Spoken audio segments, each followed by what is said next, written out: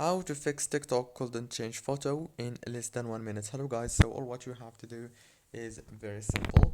Just open the settings on your phone like this, and then go to the wireless and networks, and then go to the airplane mode, enable it, and wait a few seconds, and then disable it, and do the same thing with the Wi-Fi. Just disable it and enable it, and if you have the mobile network, you should do it at the same thing.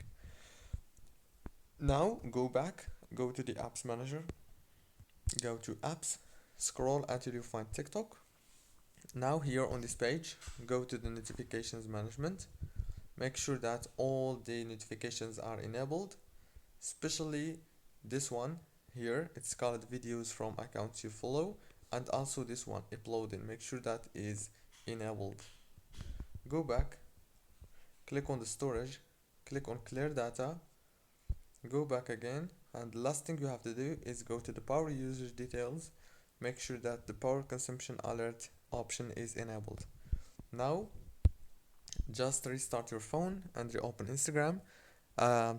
Just open TikTok, and the problem must be solved. Don't forget to like, subscribe. Thank you for watching.